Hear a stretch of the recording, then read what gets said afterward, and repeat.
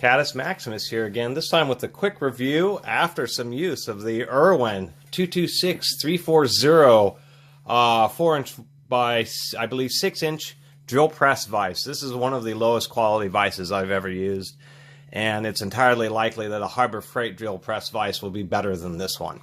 And I'll just get that right off the bat here.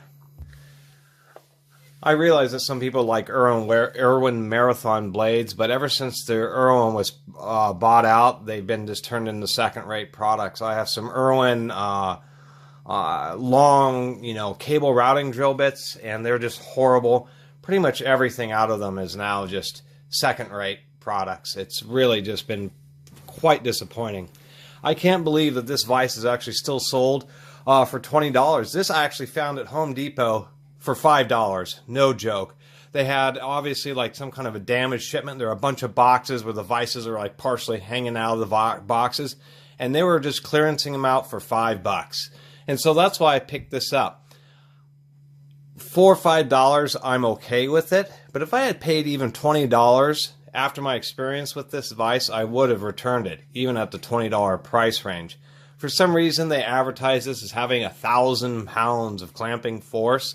Perhaps if you used a big cheater handle on its little integrated handle, but I doubt it could actually take that kind of force. And I don't have the ability, but I'd like to see a measurement of this vise actually clamping down with half a ton of force. Now, the real issues that I have with this vise is not that actually the screw is pretty straight and it seems to open and close just fine.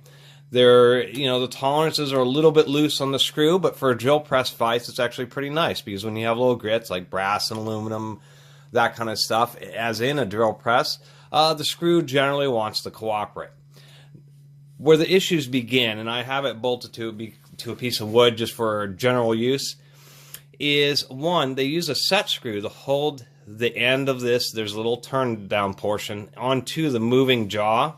And when that was threaded in, it was stripped out, and so you can't actually remove the set screw to actually re-lube the inside of the ball in there, which was disappointing for me. The other issue that I have is just how loose this jaw is. You can see how much I can wobble it back and forth that way, and how much I can rock it up and down. There's just a huge amount of play, and it would have required a fair amount of effort. There's a bottom plate that's screwed that runs along the bottom of each of these tracks. And it just has way too much clearance. I would need to pull it off, and then you have to spend a bunch of time filing the bottom of the jaw to get it tighter, and I just wasn't going to put that much effort into a $5 vise. But I did find it pretty annoying because I filled it with some Harbor Freight ones, and they have some play in the jaws, but it was not as bad as this one. And it does have replaceable jaws, but unfortunately the ones that it comes with are of such low quality that when you start clamping down, if I zoom in here, you can see where the jaws have just started to bend and started to come away from the face of the vise just from general use. And that was real disappointing for me. Another issue is because of all that play, you have to basically have all your material absolutely centered right where the screw is. If you start putting material on one side or the other, like that Dremel review, you can see the jaw just gets all cockeyed in there and doesn't grip very well. And of course things start coming loose, which is really, really annoying. That you not only can you not really get away with it, it's dangerous and it doesn't even hold it. You really always have to have your material right here, which makes it less useful. Because of all that play, the jaw can also rock up quite a bit. So if you have a piece of material that's not sunk down deep enough, you're working on something shallow, you can see here how the jaw just rocks up badly. And once again, doesn't hold the work properly, creating a dangerous situation, especially in a drill press. Generally speaking, this is a product that is so poorly made, I don't think it should be sold. And they're asking for... you can't really sue over something like this, but it is so bad that they should be sued over it. And these are still sold for $20, and I thought it was barely worth $5. Absolutely not worth $20. Not when it is so unusable. And it just doesn't make any sense to me. It doesn't make any sense to put out just such a product with such poor quality tolerances. So anyway, that was my kind of 2 cents review of the Irwin 226340 4-inch drill press vise.